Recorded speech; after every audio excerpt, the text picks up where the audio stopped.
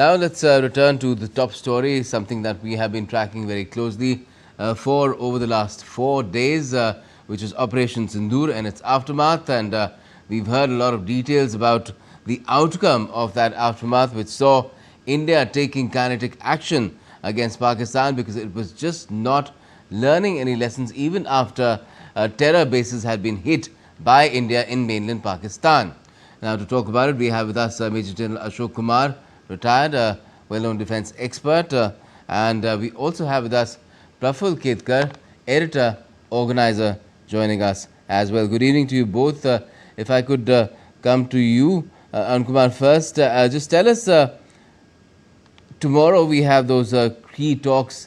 Once the DGMO spoke at the initiative of the Pakistani DGMO to come to this understanding of stoppage of this action that had been taking place, military action, and now a way has to be figured out to take things forward to ensure that what had happened in the past, especially the recent past, is not repeated. Has India, through its action, really set the agenda for those talks? Am I to respond? Yes. Okay, thank you, Gautam. This is a very, very important issue you have raised. If you monitor the events very clearly, once this Pahalgam incident happened on 22nd of April, it was made very clear from entire establishment of the India, including the Prime Minister himself, that we shall target the terrorist infrastructure and also those people who are supporting them.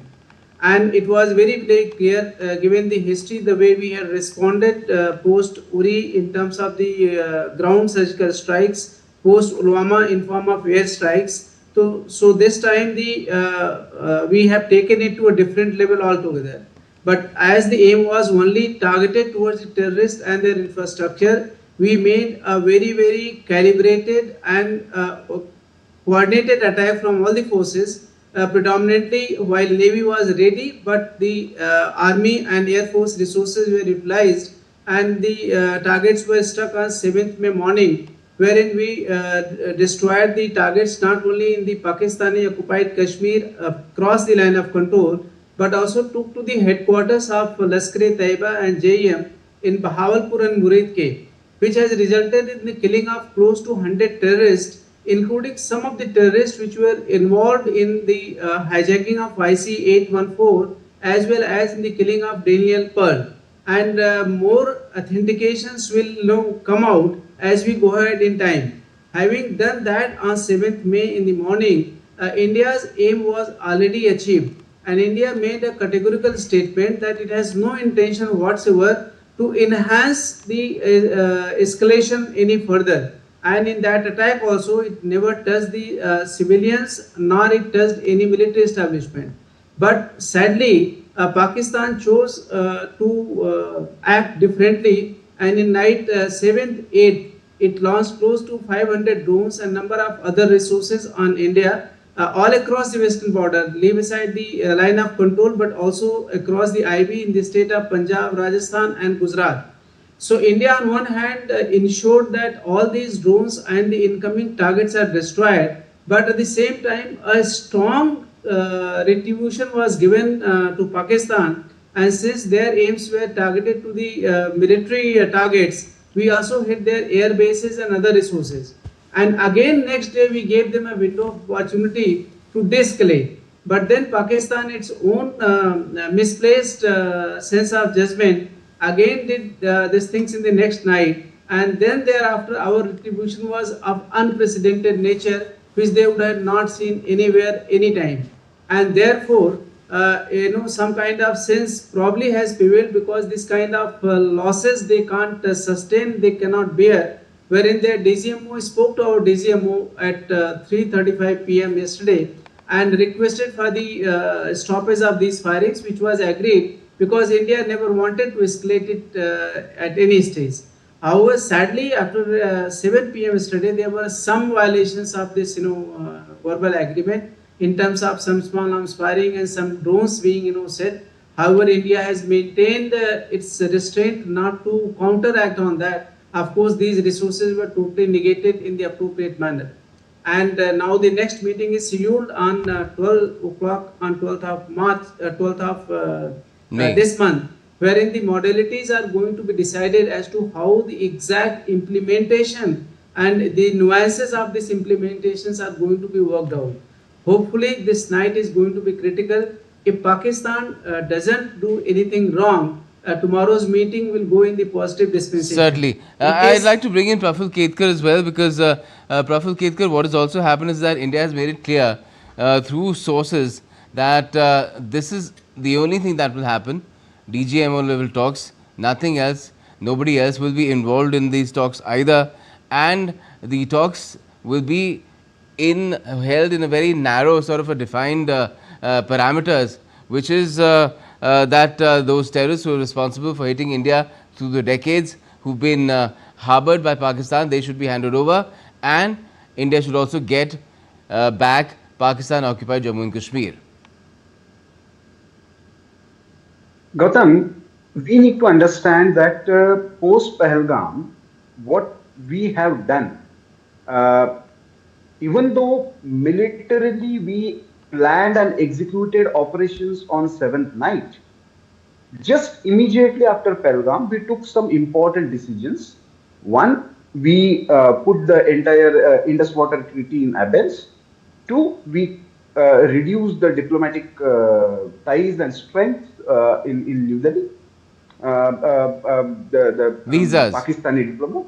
And three, we have also, revoked all visas of Pakistani nationals. Now, these were very important indicators that diplomatically we are not going to lie down and we are going to respond. We responded even through, the surgical strike that earlier we had taken were mainly in Pakistan occupied Jammu Kashmir. But now we have gone up to Punjab and in yesterday, day before yesterday's airstrikes almost up to Rawalpindi, which was a major lesson for. But all these actions were in retaliation to Pakistan's provocation. So we never, our military objective was very clear that we want to target the terror camps and terror infrastructure. So we have achieved our objective, but we are keeping our operations, our entire operation on, because until terrorism is over. So naturally, the scope of DGMO level discussion is limited to how to execute this stoppage of firing from both the sides, so that there is no further provocation or escalation. So that is going to be limited for that. So I think we need to clearly understand that as far as because we have made a doctrinal change when even before the official announcement of this stoppage of firing, when we said every act of terror will be considered as war, simply means for us now that we will not wait for military to officially do anything. Anything mishappening from Pakistani side, whether they're sponsored terrorists or their sleeper cells, everything will be considered as act of war. And hence, this Operation Sindoor is on. And still we are going for a negotiation at the military level. So military to military level, in non-contact warfare, we have achieved and shown our, the precision, the coordination, and still restraint through our military operation. But now when it comes to action against terrorism, as even during the press conference, DGMO rightly said, these actions will not be secret. Eventually, it will you will come to know. But and he stopped that. So that makes sense because militarily you need not have to roll out everything that you are planning to do. Yes. But it simply suggests that we are on high alert. We continue to be on high alert. The things that we have said on 7th of May has practically not changed. Yes, I wanted to ask General Ashok Kumar about it as well. General Ashok Kumar, India always maintained that if you say that we need to stop, we will stop. if you send a bullet in our direction, we will send a cannonball. It was very clear. It said, "Goli marenge. Agar aap goli maroge, to hum gola marenge." So India has always adhered to it. So where is the scope for any other element coming in, a third party or anything, when it was always very clear how India wanted to conduct this? It always showed restraint. Its strikes were quite precise. There was almost zero collateral damage, and they still hurt Pakistan a lot. They hurt Pakistan to the extent that it was compelled to reach out and seek this understanding with India. Absolutely, Gautam. If you see the response of India to this Pahalgam strike from 7th May onwards has been of unprecedented level, which has been acknowledged by the world. They have understood that India is in a different league altogether, and it will take all actions necessary in its national interest. If the terrorists are creating problem in India, so they and their supporters are going to be given a punishment, which thereafter will teach them a lesson not to repeat these things in future. It is beside the point that the entire Pakistani military establishment and their ISI are one side of the same coin of terrorism. So how much effect it finally has, that will be known in days to come, but a strong message has already gone. Second thing, I'm sure you would have noticed during the press briefing today that in case Pakistan does anything now, so far we have been trying for proportionate response, but this time it is going to be punitive response, and Operation Sindoor is still continuing. Third thing which has happened, that the army chief has spoken to all the army commanders. There was a video conferencing based meeting, and all stakeholders participated, and they have been given full freedom to take immediate action on any provocation by the Pakistan, whether it takes place across the line of control or in international border area, Right. anywhere in the country. So therefore, and of course you would have heard Rajnath Singh ji when he has said, and also our establishment, that now any terrorist activity anywhere in India will be taken as an act of war. So now there is a national statement which is backed by the capability of all the three armed forces, which we have developed in a deliberate manner. In fact, for last 4 years, the trigger which was given by China, that was used to prepare our armed forces in a big way.